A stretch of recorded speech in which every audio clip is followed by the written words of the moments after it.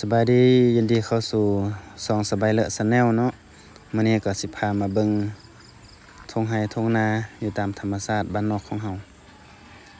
มาเลาะปลาเลาะปูเลาะปลาเนาะเบิ่งไร่เบิ่งนามื้อนี้ก็ได้มากับหนุ่มน้อยบ้านนาหนุ่มน้อยของเฮามาเลาะเบิ่งเก็บหอยเก็บปูเก็บปลาตามทุ่งนานี่แหละแล้วก็สิมาเก็บมักซิดาเก็บมักไม้แบบธรรมชาติบ้านเฮา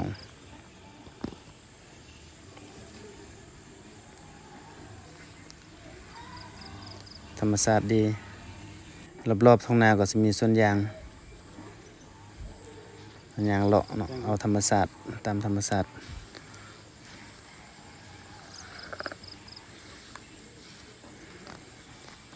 แถวนาก็สิมีมักไม้ต้นไม้เนาะสิมีมักซิดามีมักม่วงมีมักไม้หลายอย่างให้เฮาเก็บกินแบบธรรมชาติบ่ต้องใส่ปุ๋ยใส่ยาหยังติดกับน้ำห้วยงมปูงมปลาได้ตลอดตั้งเจออยู่มาเก็บมักไม้มักซิดาก็มีสุกหลายหน่วยอยู่ได้นี่มาโลเก็บเบิ่งหน่วยที่มันสุกที่มันแซ่บหน่วยแบบนี้ยังบ่สุกเทื่อเฮาก็บ่สามารถที่จะกินได้เฮาก็เลือกเบิ่งหน่วยที่มันสุกที่มันใหญ่หั่นขึ้นไปเอาอยู่เทิงหั่นก็ได้พอเก็บอยู่ลุ่มมันสิสูงบ่ถึงมีเด็กน้อยหลายคนมาเก็บทุกมื้อมันก็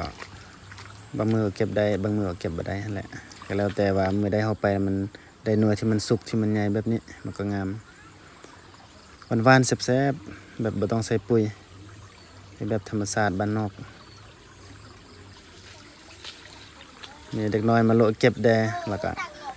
สูดีที่เฮาไปก่อนเนาะเก็บได้หลายกว่าแล้วก็มีเด็กน้อยตามมาทีหลังเขาก็เก็บบ่ได้เพราะว่ามันสุกเป็นบางมื้อซื่อๆเฮาก็ได้แบ่งให้เขาแบ่งให้เด็กน้อยกินเด็กน้อยนำมาทีหลังเราเก็บบ่ได้ซ้ำแล้วก็ขึ้นบ่ได้อีกยังน้อยอยู่ขึ้นต้นมักไม้บ่ได้ได้แต่เอาไม้สิเอาหลังจากเก็บแล้วก็เดินทางกลับบ้านก็อยู่หมู่บ้านนั่นแหละบ่ไกลส่ำใดย่างมาก็ประมาณ